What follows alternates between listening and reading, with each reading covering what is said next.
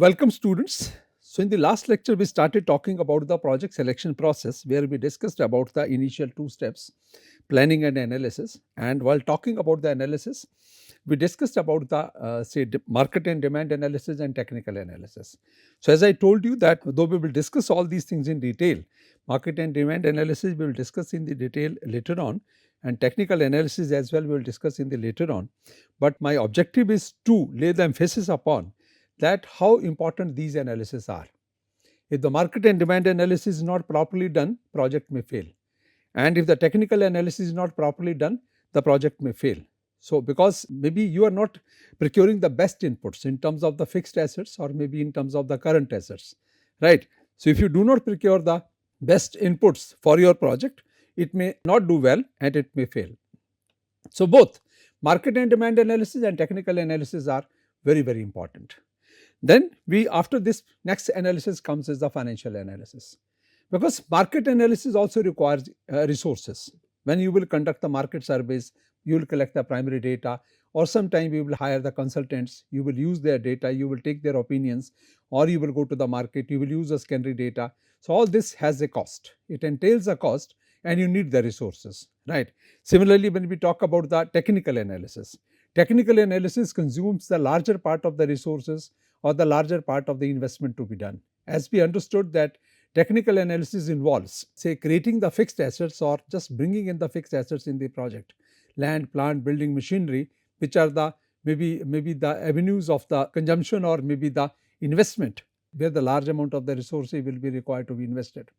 That's the reason, as I told you, that new startups which coming up in India, they are not into the manufacturing sector, because investing the heavy amount, especially in a startup, heavy amount and manufacturing a product and then making investment in the form of the land, plant, building and machinery. If that project doesn't work or that product is not saleable in the market, so you can understand what will be the fate of that total investment. 100 200 crores you have to invest in that project, and if that doesn't work well, so it will be really a very bad situation for the promoters also, for the investors also, and all other stakeholders also. So most of the startups are coming up into the areas where the investment into the fixed assets is required as minimum as possible. So either they are app based business, or they are into e-commerce, or into they are kind of the consulting organizations.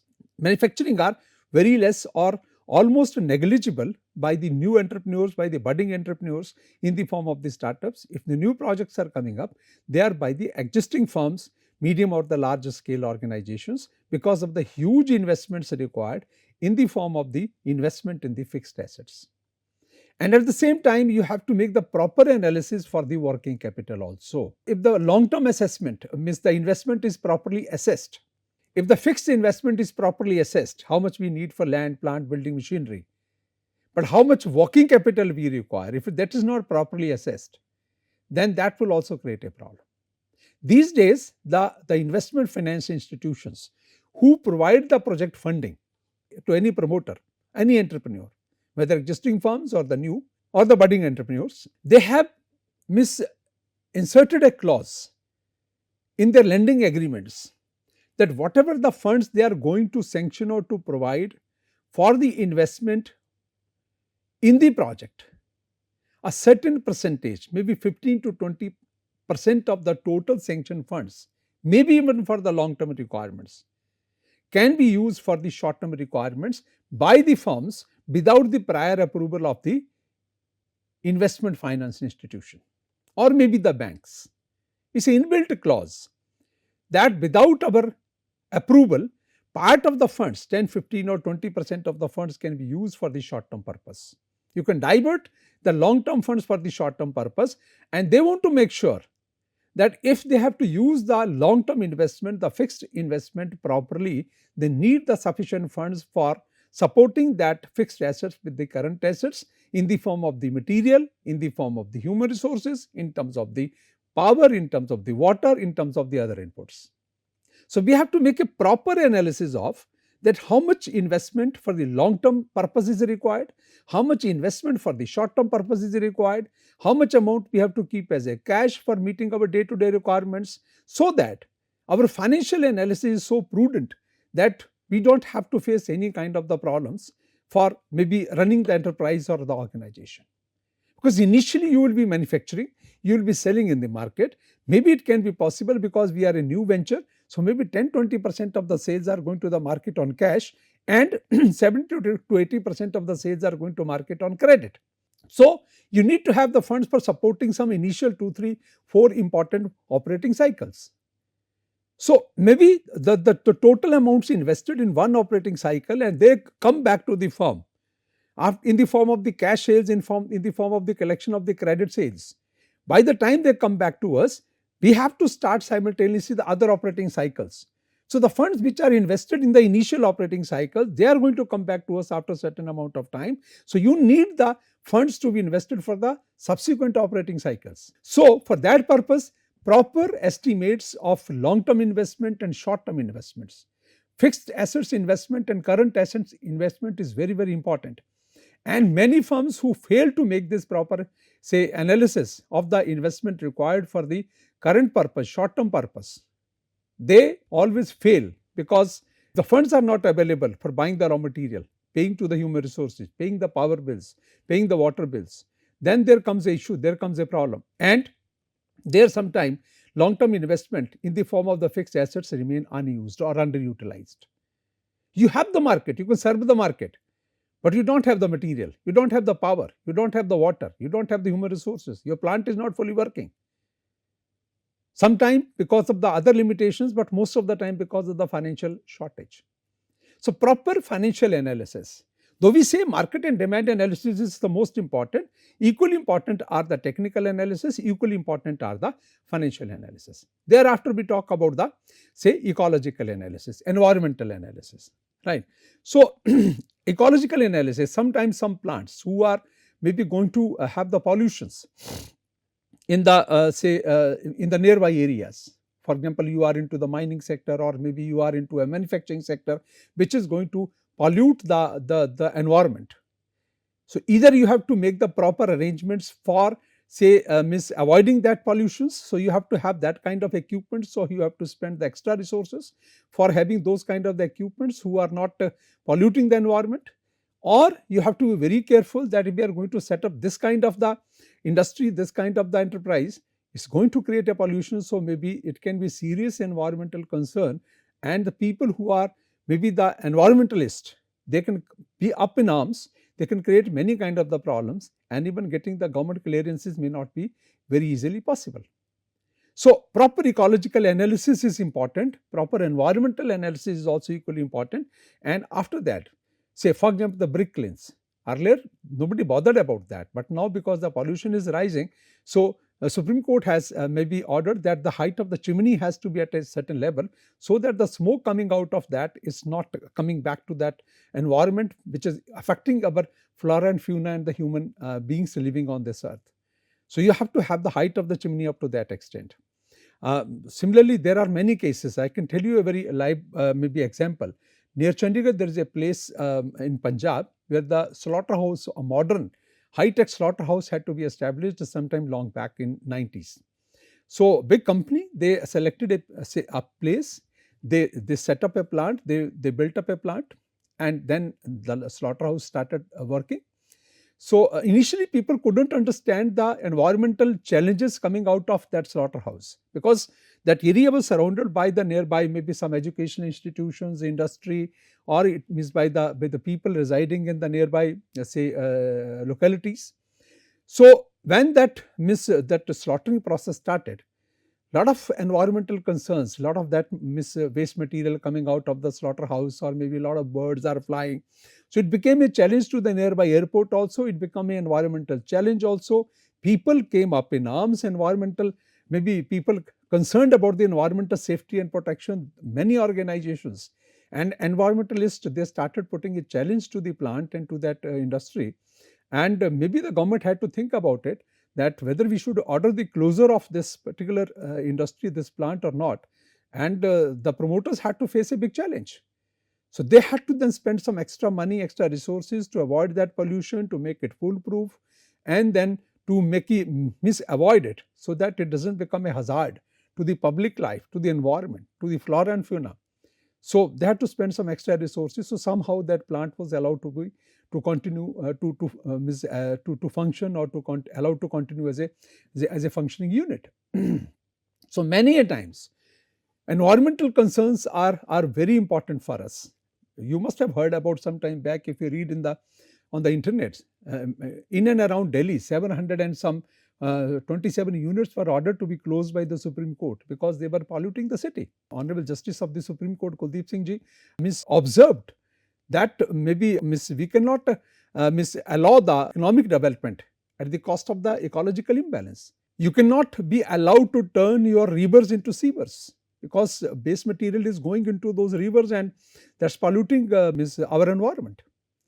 So ecological analysis is also equally very important if it is going to be that kind of the product. Though these days now the firms are becoming carbon sensitive and many people are using the green technologies or the green processes, manufacturing processes.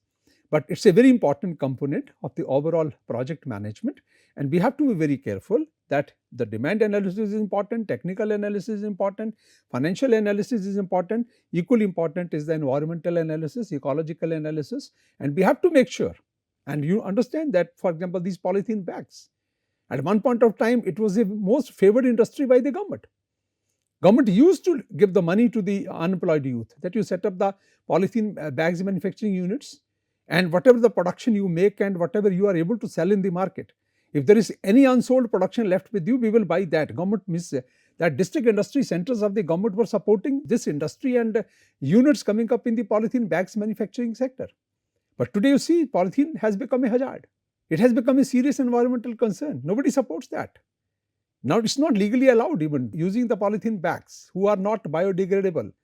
They are not allowed to be used in the market, and now it has become something, a serious concern for the environment. So you have to be very careful what you are going to do, how it is important, and after the proper analysis in terms of market, in terms of the technical, in terms of finances, in terms of environment, finally you have to take a decision that yes, this project I am going to take up or we are going to take up, and from every analysis standpoint it stands as a valid option and we will go for making this investment. So entire project selection process becomes basically a investment decision. You had to make some investment, right? So for that purpose you had number of ideas in your mind. You have to select out one out of that, and after making all these analysis, finally you could make out that this is going to be the best option for me and this is my investment decision. I am going to make this investment. Thereafter comes the financing process. How to finance this venture. So if it is a project, a unit, a capital investment to be done by the existing firms, maybe large or the medium sized organizations. So they have many options. They can come out with the equity issue, maybe through IPOs they can raise the funds, or through debt they can raise the funds, or they can divert the funds from the existing organizations to the new project through the retained earnings, means the retained earnings can be used. So anyway the project can be financed. It can be financed with the help of the retained earnings, with the help of a fresh IPO, or in the form of maybe borrowing from the financial institutions. So proper debt equity mix can be created, can be had, right? But if it's as a startup, a new venture, then it's a challenge. Because we have reached at the financing stage, because we have already, as an entrepreneur, as a promoter of that startup, I or maybe anyone has convinced the venture capitalist, has already convinced the angel investor, or some people are ready to come in the form of the private equity. So they are ready to make investment. Now our choice is in what form we have to take the funds, financing decision. And since it's a startup and you have number of sources, bootstrapping can be one, right, where you invest your own funds available in your pocket. Then you go to your family and friends, you raise the funds from them, because in case of any difficulty, financial difficulty, or a question of survival, finance doesn't become a challenge, or repaying of the financing doesn't become a challenge. And after that, whatever the remaining requirement is, that we fulfill either from the venture capitalists, angel investors, or maybe from other sources. But all this is called as a risk finance, venture finance. And because they are convinced with their total analysis, market and demand analysis and other things, so it means they are ready to give you the funds. So you have to decide now how you want to raise the funds, how much you can bring for your own pocket, how much you can raise from your near and dear ones, and how much you can borrow in the form of the, say, as a venture investment or the investment by the angel investors. And then you have to think about their exit routes also, because their cost is very high, because they are going to take a huge amount of risk investing money. So, they expect a large amount of return also. So, we keep them for a limited period of time in the project, and once it becomes a self-sustaining, maybe when it crosses the break-even point, threshold level, break-even point, or it reaches at the break-even point, or maybe start earning the profits. So, we offer the exit to the venture capitalists that now you go out of the project, and we replace the funds provided by the venture investors or maybe the venture capitalists as well as the angel investors through other sources. Either you maybe reinvest your profits back, or you raise certain amount of debt, but in the limited capacity from the financial institutions, or you bring in some people as the more shareholders or maybe as the more partners, and you replace the high cost venture funds with the low cost funds coming from the other sources, and slowly and steadily we move forward in the process. And if tomorrow, for example, if we grow up in the size, our business, our manufacturing return, or maybe the overall operations of the business, then we think of coming out with an IPO, and then we become maybe move towards becoming a medium or the large scale organization. For example, Zomato was initially a startup, but they came out with an IPO. Paytm was a startup. They came out with an IPO later on. When they became self-sustaining, they proved their mettle in the market. Then finally the venture capitalists moved out and they replaced the venture funds with the IPO, and now it's a listed company. These are the listed companies in the market, and they are now growing, self-sustaining, and doing well in the market. So, once you have decided all these things, then you have taken the financing decision also. Both the decisions, investment decision is over, financing decision is over, then we go for the implementation, right. We start now giving the shape to the project, and we start maybe what for that venture has been planned. Now we start building it up. If it's a manufacturing unit, we start building it up. If it is a service providing unit, we start say generating and rendering the services. If it's going to be app based business, so we start developing that app, and then we start testing the process, and then we start maybe offering the services to the people, right. And finally, once it is implemented, we see it for some time and we review it from time to time, that if there are any kind of the say some lacunas, some loopholes, some weaknesses of that setting up of the business, then we think of that on the continuous review process. We think of removing those limitations and removing those maybe any kind of the bottlenecks, and we try to make it as the best business, best enterprise, best business, best app, or best manufacturing unit. And finally, we deliver the best product or service, or maybe any kind of the service to the people in the market. So, this is the entire stages you call it as. So, you right from the planning to review, right. Planning is basically means a beginning first step, and review is the last step. So, you must have heard about the two things, planning and controlling, right. So, planning is the beginning, review is in other way around, you call it as a controlling, right. If anything is going haywire, you can control it. So, why you review it? Because you want to take the feedback. And why we take the feedback? Because we want to control the negatives, so that no negatives are there with us in the project, in that venture, and everything goes as expected, everything goes as positive, and finally we are able to deliver to the people what for that venture was set up or that venture was created. So, this is in nutshell, we are discussing the project selection process, and now we will go to the next part with the next slide. And in this part, we will learn about is the key issues in the project analysis, right. Key issues in the project analysis. So, these are same all the things which we talked about in detail in the previous discussion. And there we talked about the say some issues which were 1 to 6, starting with the planning and ending with the review or controlling. Now, as I talked to you that after the planning, the second step, if you see, was the analysis, right. So, now here is that detailed analysis which I talked to you about. I have already discussed with you that what is the detailed analysis we have to do, and as I told you that market analysis is the first and the foremost, which we talk about is the potential market, which we are going to have the product, service, or anything which we are going to come up, and what is going to be our market share, 2%, 5%, 3%, how much. And if it is entirely a new idea in the market, you can have the 100% market share initially, till the time the new means other players also venture into that particular area. So these are the different analysis which we have to do. We have discussed, Miss, in the previous discussion at length. So market analysis we talked about, technical analysis we talked about. Technical viability is also equally important. Yes, you have to understand. And sensible choices of what? Sensible choices of the location of your project, sensible choices of the technology you want to have, sensible choices of the raw material you want to use, sensible choices of the other inputs you want to have, so that they are available at a very, very low price or at a competitive price.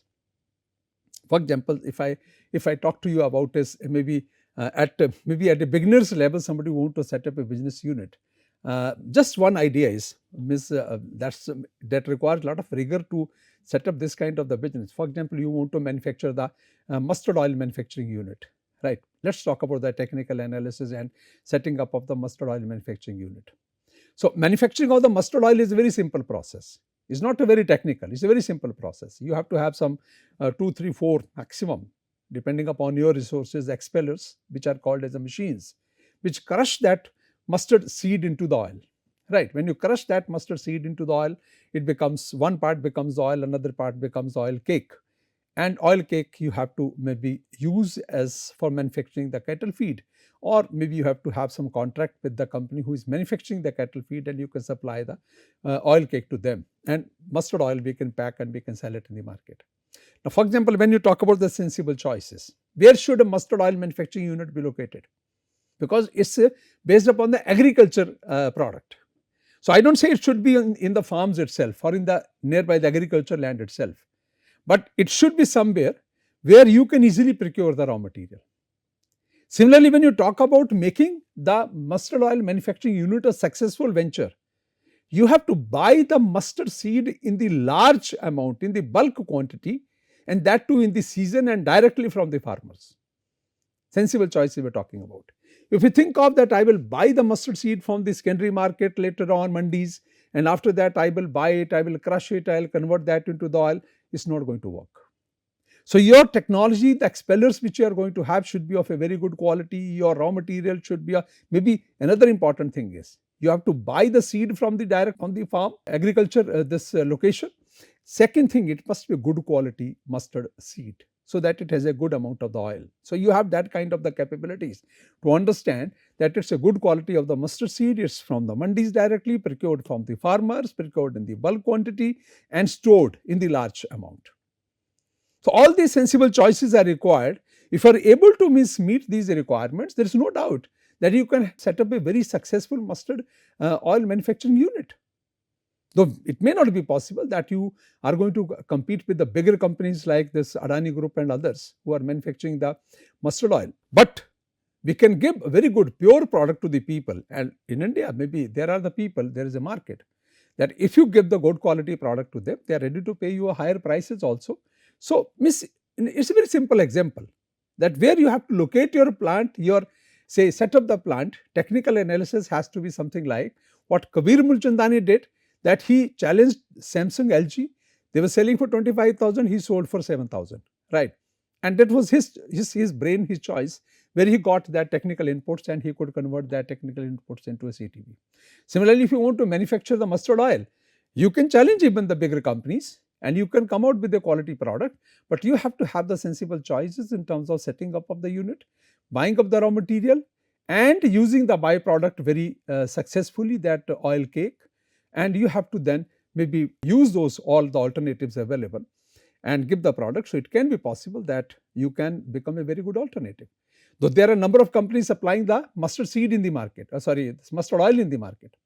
But if we give a good quality product, we can have a good market share because there is a good potential. It's a consumer product. India has 1.4 billion people. So people have to consume something. If you give them a good mustard seed, mustard oil, they can think of buying your product as a new product despite being, and they can forget the products coming from the existing companies because the new product may be more pure and good in quality. Similarly, we talked about the financial analysis. So risk and return is a very important consideration here. How much risk you are going to take, accordingly you have to match the return. When I say the venture capitalist demands the higher amount of returns because he is going to take the higher amount of the risk. In the beginning, The, the idea is in the concept form. They are helping you to convert that concept into a venture. So, how much risk they are going to take? They deserve the high amount of return. Even as an entrepreneur also, we deserve the high amount of return, and we have to be careful how much risk we are going to take. Does the return commensurate with that risk or not? Ecological analysis I talked to you, benefit and cost in shadow prices and other impacts. So, other impacts are very important here. Environmental concerns are very important here. So, all these things are equally, sorry, we were talking about this economic analysis, not ecological. Ecological analysis is environmental damage and restoration measures, but economic analysis are the benefit and the cost in shadow prices and other impacts. Economic analysis means making the project economically viable, right? Economically viable unit, so that it sustains. Economic viability means sustenance. It must sustain and it must continue to be there in the market. So, we have to compare the cost and benefit. It is a very, very important decision, right? Cost and benefit. What is the cost of manufacturing the product and what is the return available out of that? So, if the cost of any input is very high and the return is not available, we will not select that alternative, because that will not make your venture sustainable in the long term. Economically, it will not be a sustainable venture. So, you have to be very careful that cost and benefit analysis is very important, and other impacts, that is the byproducts coming out of the project, how, at what price you can sell them in the market, you can consume them within the organization, or maybe other kind of or sometimes we can go for the vertical integrated organization. That, for example, you are manufacturing shoes. So, whether you will start manufacturing the shoe packaging boxes also, or you will buy it from somewhere, from say outsourced facility. So, all these things are maybe equally important. And last one is the ecological analysis. So, environmental damage, if going to be there, and if you are going to have the restoration measures, in that case it may be allowed. But if the restoration measures are not there in place, then this kind of the products may not be allowed to be manufactured, or these services cannot be allowed to come out. So, all these analyses are important for us, and we will discuss all these analyses one by one in detail in the time to come. But at the moment, in nutshell, we talked about that what is the market analysis, technical analysis, financial analysis, and this economic analysis and ecological analysis. And finally, when we talk about the objective of the project management, so maybe the people, the experts in finance, scholars in finance, economists and practitioners, they have said certain things that you can understand with this quote given here, that say, if you read it in word to word, you can understand finance theory rests on the premise that managers should manage their firm's resources with the objective of enhancing the firm's market value, right? This goal has been eloquently defended by distinguished finance scholars, economists, practitioners with the following quote, right? So, when you talk about this quote, you can understand, when we read this quote, you can understand the quest for value drives scarce resources. The quest for value drives the scarce resources to their most productive uses and their most efficient users. The more effectively the resources are deployed, the more robust will be the economic growth and the rate of improvement in our standard of living.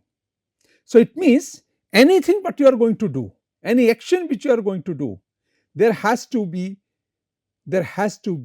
the maximization of the firm's value. If it is going to enhance the market value of the firm, whether it is a financial analysis, market analysis, technical analysis, economic analysis or ecological analysis, everything has to lead towards the maximization of the firm's value, then that firm will be financially sustainable, economically sustainable. That is why people say here that whatever we do, ultimate objective of every project management effort should be that we have to enhance the maximization of the value of the firm, right?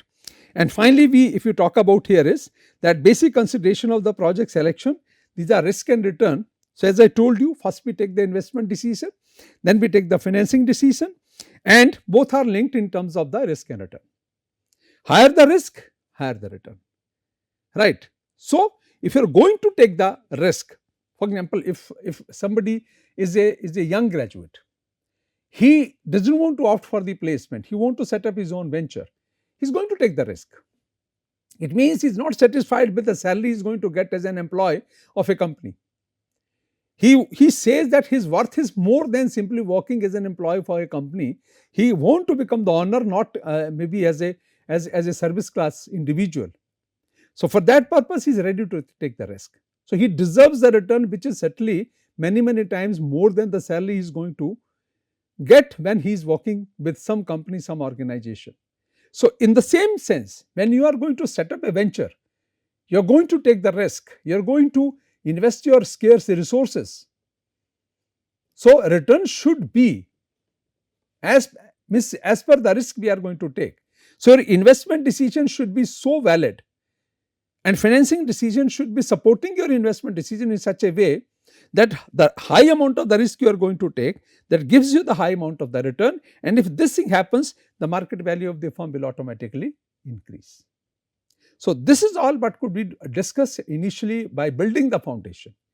I am discussing the initial things at length in a very, maybe in a very elaborated say way, because I build the foundation of the project management, project selection and financing process in a very solid manner, so that you understand right from the beginning what it entails to select the investment say opportunities, investment alternatives, new projects, new ventures, and how to finance them and how to make them profit making ventures, so that whatever the businesses we set up, the value of those businesses is maximized.